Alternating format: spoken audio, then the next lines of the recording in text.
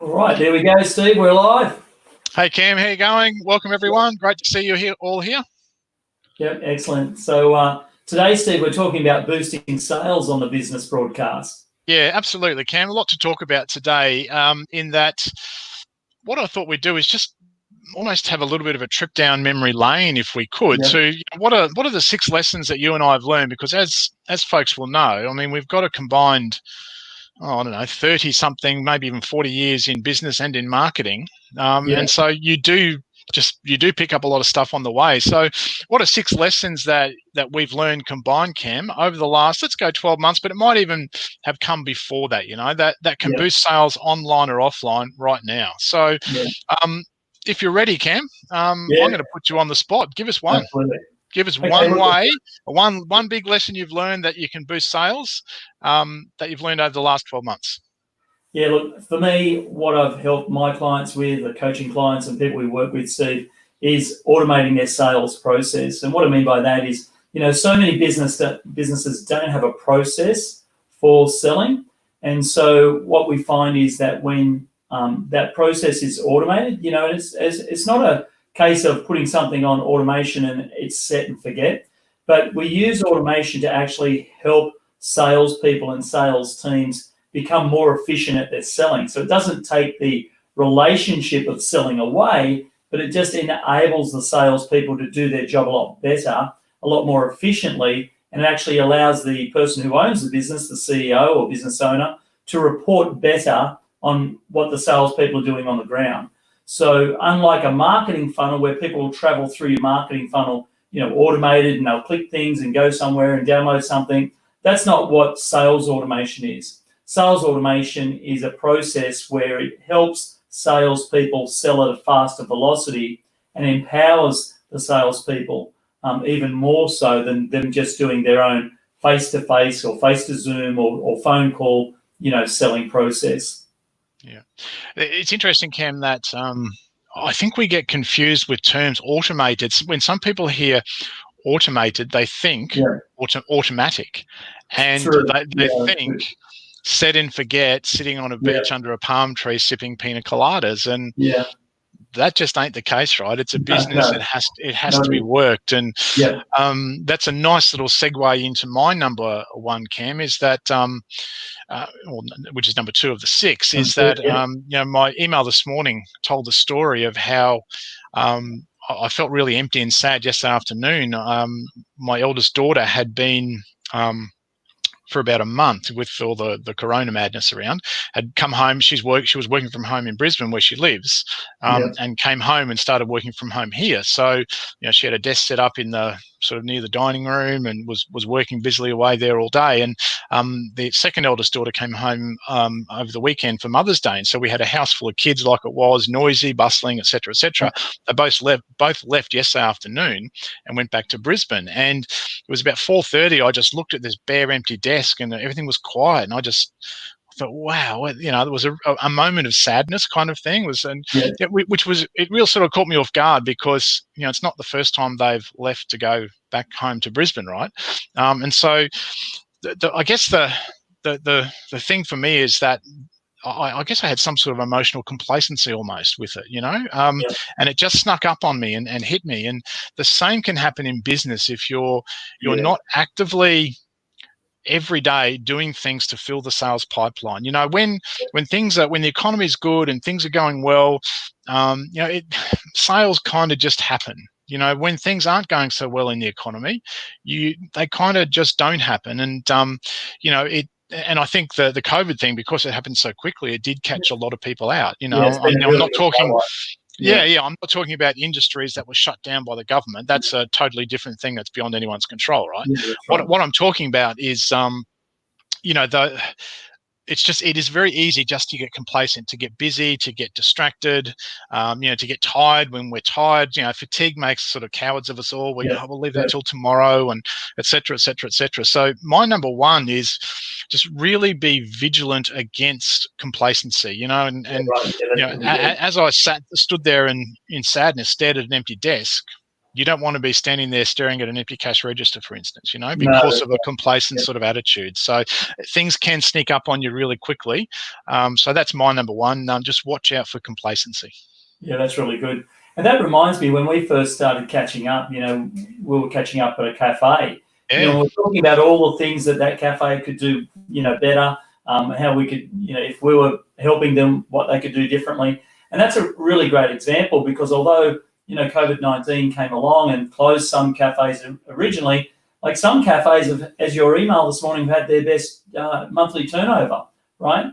Yeah. And so, the particular cafe that we went to for 3 months together prior to COVID-19 or longer, not once asked us our name, got our email address, got an SMS. And so they now can't communicate to us to tell us they're open for takeaway, for instance.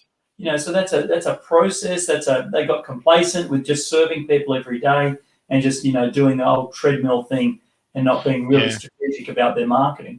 Well, importantly too, Cam, now that restrictions have eased, to invite us back, to say, well, we've got social distancing, you can come and sit down now, but it is, whatever the rules are, 4 meters apart or 1.5 or whatever, so it still is okay if there's you and,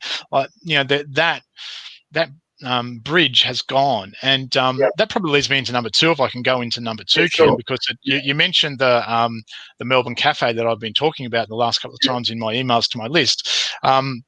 They had the best week ever on the week just gone, over $70,000 in sales. Yeah. And key thing, the driver behind that is a good mate of mine who, Mark, who coaches in the auto industry, and he was helping these people out, and I think he's formally taken them on as a client. And the business owner said to him that, how wrong I've been. I thought because you weren't a cafe owner, you had no idea how I could do things. And a little bit like the conversation you and I were having, what you just mentioned, right? Yeah. Good marketing is good marketing is good marketing. And it is transferable to each and every industry, because here's what the cafe owner did. You mentioned the word list. When people came in, he got them to go into a competition to fill out their name, email, and phone number, right? Mobile phone number. He sent special offers out. The sales that he got last week, the record week that he had. Remember, the record week in a state like Victoria that hasn't yet started to open back up, or is only just doing it now. So in a recession when cafes are closed, he had the best week he has ever had, and that is because of the marketing, the offers that were going out.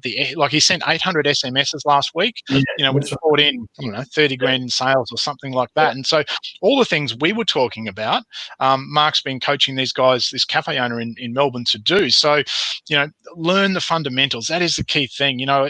Don't just get caught up on tactics on how to write a Facebook ad or how to send an email or how to automate. Don't get caught up on those tactics. They are, I guess, are ephemeral. They can come and go like a puddle after a storm, So learn the fundamentals, because, like I said, good marketing is good marketing is good marketing. It can be that principles can be transferred to different media and to different industries. So that's probably my number two, Cam. Good marketing. Which is number three. And that transitions really well over into my number four, because you're talking about good marketing is good marketing. And I'm going to assume, I don't know that cafe, Steve, but I'm going to assume that they actually had good coffee, right? So they had good marketing, but they probably had really good coffee, right? Because there's no reason people would come back and make that effort if the coffee wasn't great. So my second one, which is number three, or number four. Number four. Number four is make sure you offer a quality service and sell at premium prices. Because you never, in a crisis like what we're going through right now, you never see a Mercedes dealership shut down, Steve. You never see Tiffany & Co. go out of business. You never see Christian Dior, go on a fire sale. Luxury brand and premium prices go through crises and do so quite well, because there's always a market for that. So just like that coffee shop, I'm sure they had a premium product and they sold at, good prices and premium prices. So, and that's one thing that, I've always taught people, is to make sure you position yourself in the market with a quality product and a quality service, and then charge accordingly, because that's one way to differentiate yourself from all of the other competitors and all of the other sharks in what we call a red ocean, right? Yeah, totally. That's a really good point. And again, I guess I loop back to my first point. It's easy to get lost in the busyness of what you're doing, Yeah, and just do what is easy rather than, like you said, those premium prices. Sure, the Mercedes dealerships and those things, they take a hit, but you're quite right.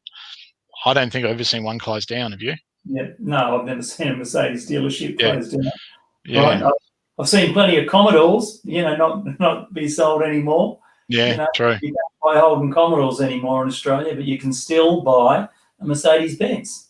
Yeah. So 100%. Yeah. Yeah. Yeah. All right. So that will lead me into what is number 5, isn't it? Number 5, yeah. Number 5. Yeah. Good. Yeah, which is my 3, but number 5 overall is, and you and I learned this years and years ago from one of our early mentors. They buy the offer, and so Yeah. what you need to keep doing is keep putting offers in front of people.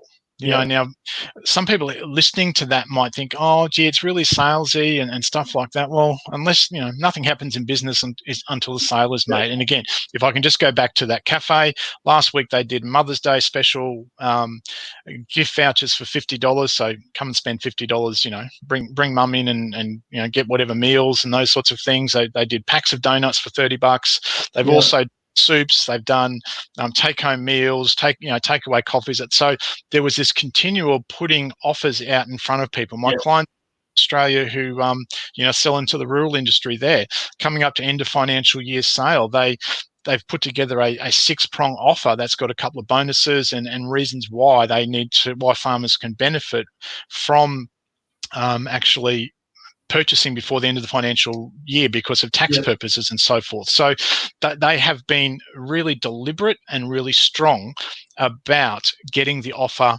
so it was connected to who their market was, but also really strong to get them to want to buy. It's so weak offer, weak response. If it's insipid, if it's not exciting, if you can't get excited about it, it's a good chance the market won't as well. So they buy the offer, put a lot of thinking time into what they want, who they are, how they buy, where they show up, and then go to market with your offer like that. But the offer is key, to making sales. I know that sounds self-explanatory, but it's surprising, Cam, how the clients we work with, how we are coaching that part of, what can we do to up the value of the offer and the excitement of the offer. Strengthen the offer. Yeah. And that transitions really well into my number 6, Steve. Once you have, a really strong offer and you've got that in place, then what do you do next? At some point you've got to close, right? You've got to close the offer and finalize the sale.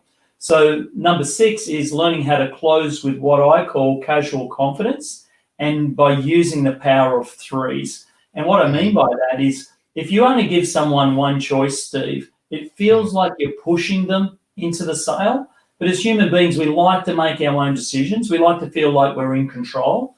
And so if you can give the customer or prospect a very nice, soft close, very, steer them in the right direction, but you give them 3 choices, on what it is that they're looking at. So if we use the Mercedes dealership as an option, one of the 3 closes could be on color. Mr. Roberts, would you prefer white, gray, or black? I'm going to suggest one of those colors. And as soon as I do suggest a color, I'm off towards the close. It could be a particular coaching program or a particular, service that you've got with 3 different products, and you give someone 3 different choices based on prices. So if one price point is, say, at $100, one price point is at $500, and one price point is at $800, the middle one, Steve, the $500 one, actually helps you sell the $800 price because people see that value and then can make that connection and then can decide themselves. And I know when we ran our swim school for many years, and those people who have followed me online and listened to my podcast know that we used to have a swim school. And we used to have a 3-set price in the swim school when no swim schools had 3-set prices. It was for the same service, but you could choose whether you wanted to buy a 4-lesson set, an 8-lesson set, and a 16-lesson set. Now, the 4-lesson set was the most expensive per lesson. The 8-lesson set was the middle range, and the 16-lesson set was the cheapest per lesson. And I'll tell you what, Steve, that 8-lesson set helped us sell so many 16 lesson sets it wasn't funny. Our 16 lesson set, and in some cases, we even bought out a 24 lesson set, which what that meant was people were paying for 6 months worth of lessons up front. And that was unheard of. Most swim schools were selling 1 month worth of lessons or putting people on direct debit every month. And here we were as a swim school transitioning the money from their pocket to our pocket, right, by getting them to pay for 24 months in advance up front in one payment. And we did that because we used that power of three. We had that opportunity to create different lesson payment options, not different services, but different payment options that allow the prospect or customer or client to make that choice. And so I trained my team that when people came in to purchase lessons and we ran through the program with them, one of the last things that we would say would be something like this. So, Mr. Plummer, we've got 3 different options that you can get started on. We've got a 4 lesson set, an 8 lesson set, or a 16 lesson set. Which would you prefer for little Johnny? Yeah, it's a very different dynamic, Cam, isn't it? Do you want swim lessons or not? Right? When you give them an either or, no is very close to it. Or I'll think about it. Whereas when you put up options, all of a sudden no gets pushed back. It doesn't disappear, but it gets pushed back because your mind automatically. And even when you said that, Cam, just instantly my mind went to my mind is doing the calculation. Is it 8? Is it 16? Yeah. Yes. And so that is the value of doing that. And of course, you guys, you had a premium product as well. It was a big reputation, etc. We're the most expensive swimming school around, intentionally, but we had great lessons. So great quality, great product, and position your price point. Yeah. So it's a really good point. Yeah, the yes or no close it gets beaten by the yes or yes close just about every time, right? So really good point, Cam. Absolutely. Yeah. All right. Well, there's our 6 lessons learned in the last 12 months, maybe a little bit longer for us as well. Yeah. That will boost sales online and offline for you folks. And so take those 6 things and go to work. Cam, any last minute thoughts? Yeah, look, if someone's watching this, Steve, mate, if you're watching this, anyone watching this, and you're interested in working with Steve and I, we do have a business mastery program where you can access Steve and I on a regular basis to help you, get your own messages out there, launch a new business, scale your business, get help with your copy, whatever it is that you need help with, we can help you do that in a mastery program. And it's a very affordable program. Usually when folks work with Steve like us, Steve and myself separately in our own businesses, because of who we are and what we do, it can be, a certain type of client that we attract at a very high level. But we've joined forces to make it more affordable for people to get access to us, Steve. So if you're interested, just go to businessreinvented.com.au, leave us a message there. One of us will be in touch. We'll have a chat about your business, whether you're a coach or consultant or whatever it is that you do, and we'll talk about how we can help you with your business as well. All right, so the URL again, Cam, just quick, and then we'll finish up. Businessreinvented.com.au, and I'll drop it in the chat as well, Steve. All right, thanks very much, Cam, and thanks, folks, for joining us for another Business Reinvented live broadcast. Bye for now. Bye, folks.